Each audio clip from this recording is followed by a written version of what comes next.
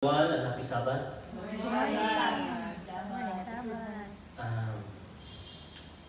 The title of my message this morning is Dangers of Impatience. The Bible verse is found in Proverbs 14:29-30. Says, a patient man shows that he understands what is right, but someone who quickly becomes angry shows that he is foolish. If you have peace in your mind and your body will be healthy. But if you are jealous, it will eat away your body. Gaano po ba talaga delikado ang pagiging impatience? Sobrang delikado. Sino po ba dito ang katulad ko na mayroong maiksing pasensya? Accept ko talaga. Depende. Depende sa situation. Okay. Tama po, depende sa situation.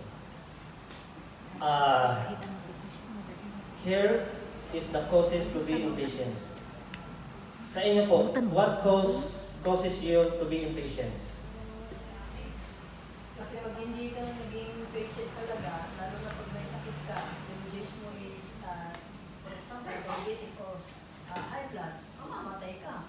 Oo, pag wala kang pasensya. Pero kinakailangan talaga patient talaga. Yeah. Yung causes to be impatient. Yes. Ano po? Mayroon pa akong mga example dito. Sitting in traffic. Diba? Parang nakakainis talaga. Yun ang mamadali And ka. then, waiting to be seated at a restaurant. Hintay ng pagkain. Ang tagal, sir, ang pagkain nakakainis tapos lalo nang gutom na gutom ka na. Pupuntahan na talaga ang Tapos, kusinero. yun na po, kasama na po dito yung slow service at a restaurant. Ito pa, waiting on your wife to get ready.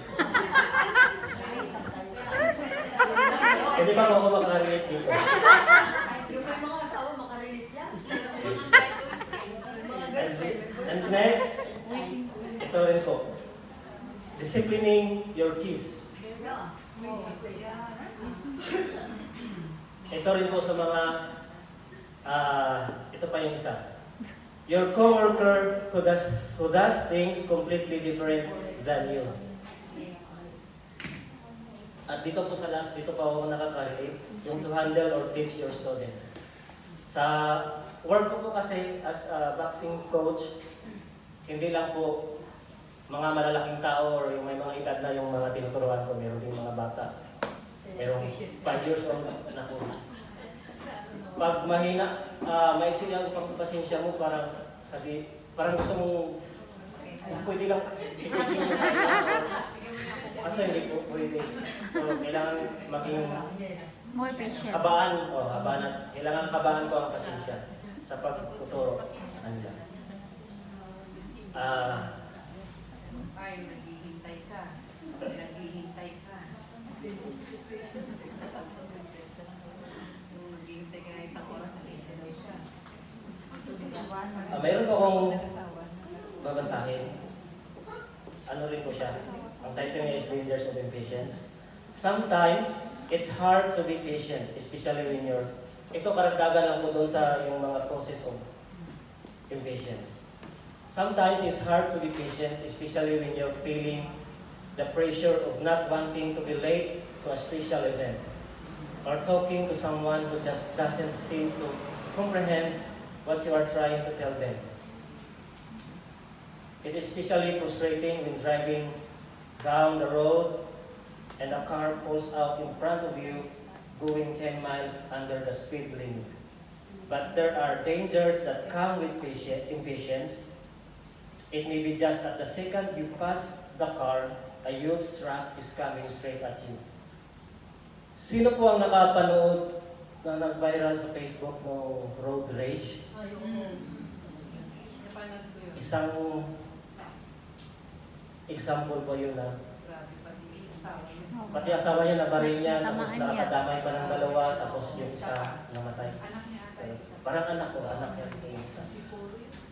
Napakadelikado po ang pagiging impatience.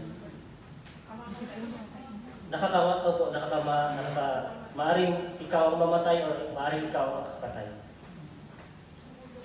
Every day we have the opportunity to become impatient. Our impatience can result in sin. Naniniwala po ba tayo dito? Yes. Yes. Yes. Has impatience gotten the best of you? Ang pagiging impatience ba natin ay makakapagbigay ng mabuti sa atin? Malamang hindi po talaga. In Luke 10:38-42, the story goes on to say that Mary was sitting by Jesus, listening to him teach, while her sister Martha was pulled away by all preparations of the meal for her guest. Martha became impatient with Mary and Jesus and said to Jesus, "Lord, don't you care that my sister has left me to do the work all by myself? Tell her to help me." Naranasan niyo na po ba na maging Martha minsan? Palagi.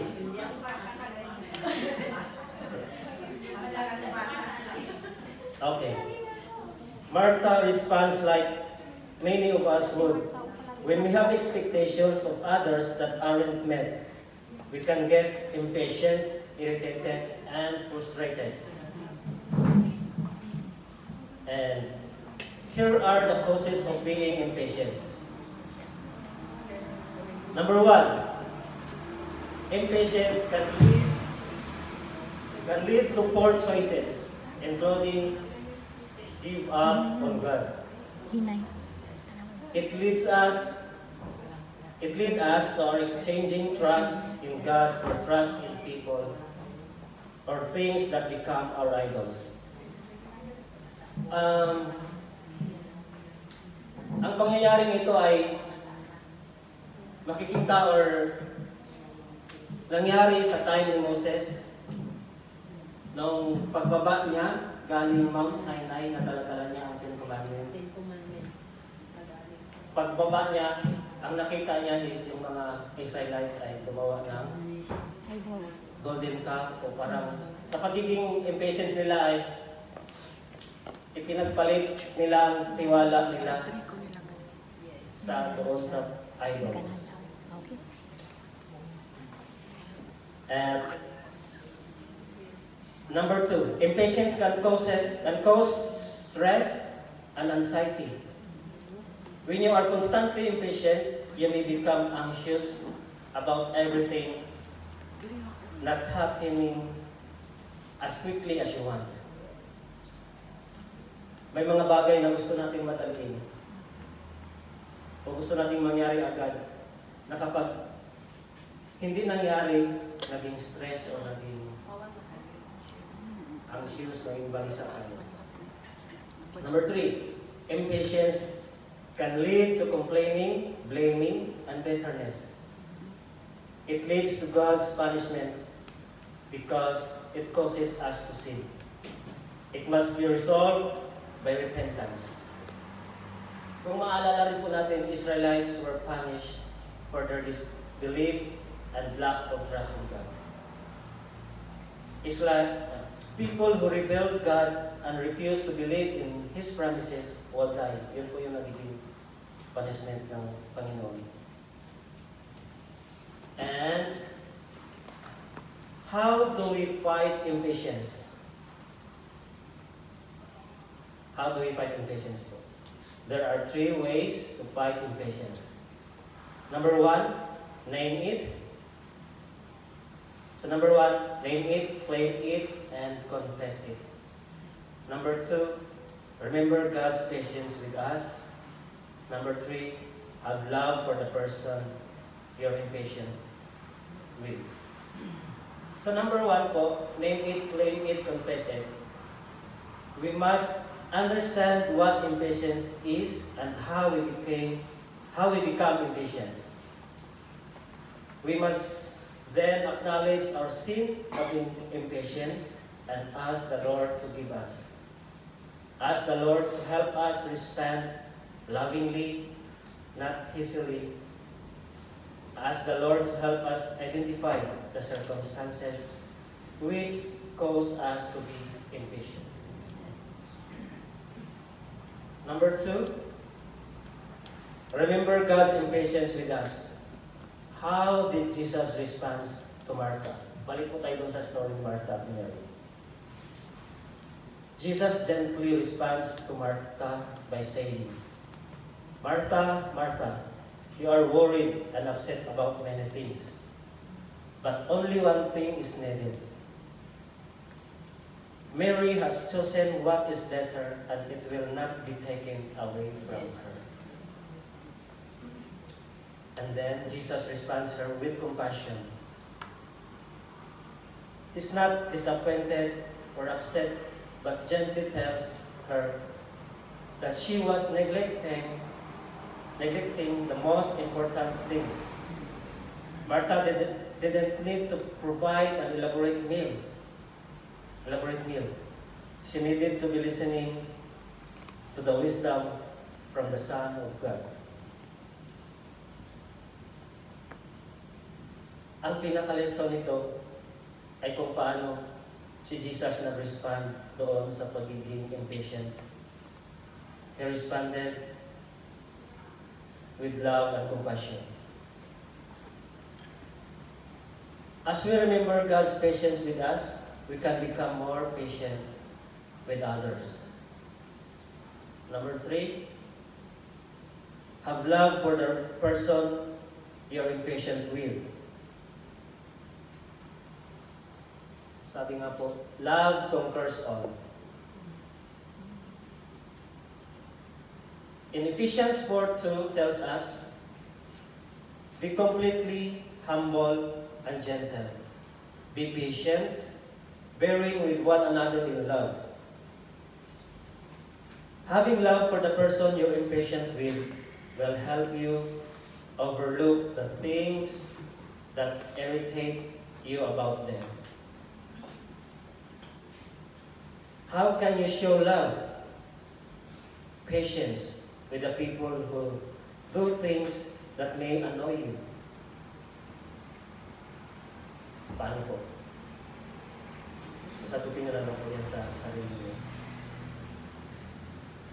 We should be reminded that impatience is an easy thing to do. If you're struggling with the sin of impatience, confess it to the Lord. Remember His patience with us and love the person you are impatient with. Once again, good morning and happy Sabbath. Amen.